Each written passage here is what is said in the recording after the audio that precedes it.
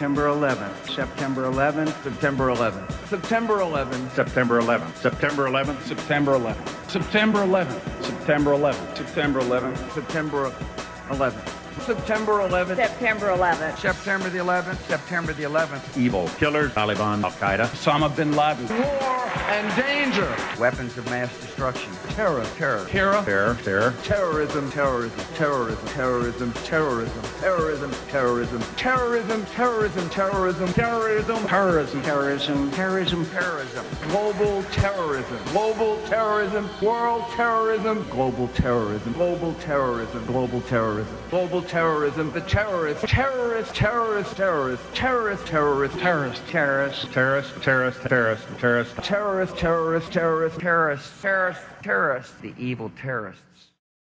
Terrorism. The words are hypnotically repeated. Terrorism, terrorist, terrorist threat, and of course, believed to be linked to Al-Qaeda.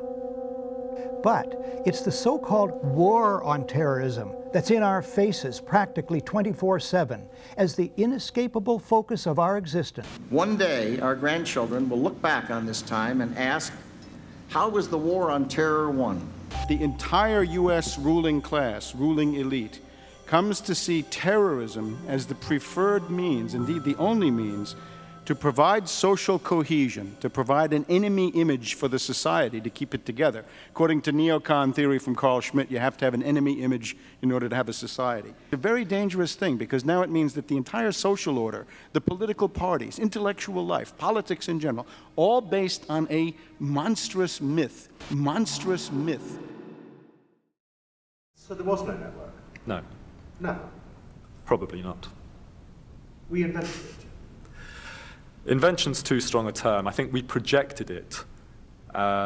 We projected our own worst fears, and that what we see is a fantasy that's being created.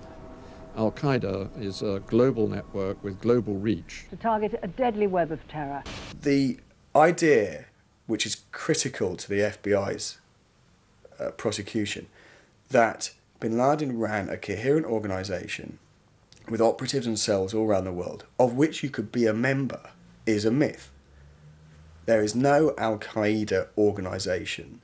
There is no international network with a leader, with cadres who will unquestioningly obey orders, with tentacles that stretch out to sleeper cells in America, in Africa, in Europe. That idea of a coherent, structured terrorist network with an organised capability simply does not exist.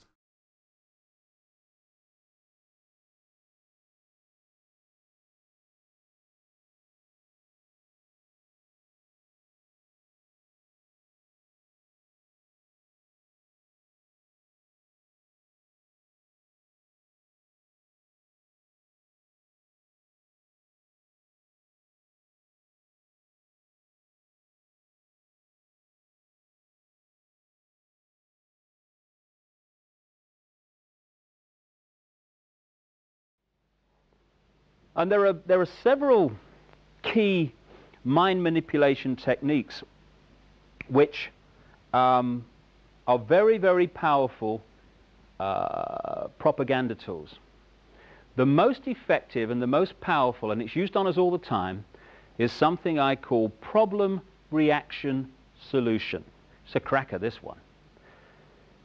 It's a mind manipulation technique that avoids not only opposition to what is the goal of the manipulators, it actually manipulates people to demand they do what they want to do anyway. And it's happening all the time. Once you see this technique and how it works, you watch the news and read the newspapers in a completely different light because you start to see it happening. It works like this. You start by secretly creating a problem in the world and making sure someone else is blamed for it in the public arena, in the public mind. It could be a run on a currency, it could be a government collapse. At its most extreme, it could be a war, because the two world wars in this century were funded, all sides were funded by the same people. Provable. The same people that funded the Allies in the Second World War and funded the Soviet Union also funded Hitler Why would they do that? Why would someone want to fund all sides in a war? What is good is a war? Well, first of all, on one level, it makes vast amounts of money if you're lending money to all sides and you're also selling them lots of arms and all that stuff. But the fundamental reason for a war is to change the nature of post-war society. And what we saw in the First World War and the Second World War were massive global examples of problem, reaction, solution, which work like this. The problem's created secretly. You then use the media, which isn't difficult, to wind up public opinion in relation to your manufactured problem to the point where public opinion utters the classic words, something must be done, this can't go on, which is always followed by, give my power away, what are they going to do about it? And at that point, those who created the problem and got someone else to be blamed for it wound up that public reaction, then openly in the public arena, in the parliaments of the world, in the newspapers and on the television, offer the solutions to the problems they have created. And in doing so, they get vast numbers of people to demand what they want to do anyway. For instance, if you want more cameras in the streets, crikey, they're going up all over the place in Britain. If you want more cameras in the streets, you want a more armed police force, you want more authoritarian laws, greater erosions of freedom, and you want the public to demand you do it, then get the public frightened of crime. Either let society break down so there is more crime, or emphasize crime to be worse than it really is in some areas. Get people frightened, and the first thing people do when they're in fear about something is they look for someone out there to protect them from what they're frightened of. So, get people frightened that they're going to be burgled, get people frightened they're going to be mugged in the street, and they'll demand you take the freedoms away. They'll demand cameras in the streets and more authoritarian laws. Yeah, there is a war on freedom. And we're being told over and over and over again that we need to support George Bush, and we have to support the war in Iraq, and we have to support this war on terror, and we have to support all these laws that are coming by because, of course, they're all here to protect us. And yet, when you look at things like the Patriot Act, this allows the FBI or any law enforcement agency to utilize what they call sneak and peek. They can go into your house when you're not home, and they can go through all of your stuff and without your ever knowing about it. How is this protecting your rights? That's just one example where we get to think we're free. You know, on the patriotic holidays, we all break out our flags and we wave them around and we sing patriotic songs like I'm proud to be American or I get to think I'm free.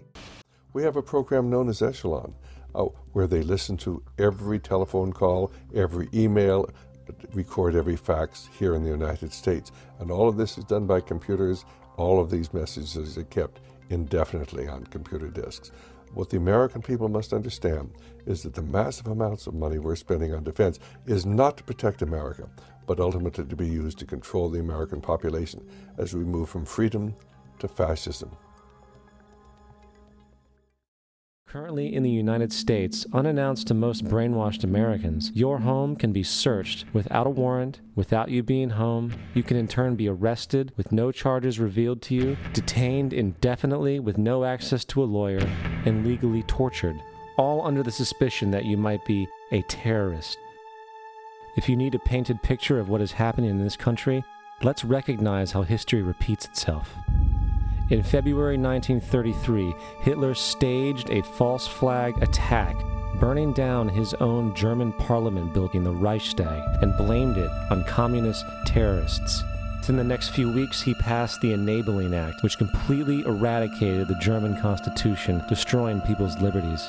He then led a series of preemptive wars, all justified to the German people as necessary to maintain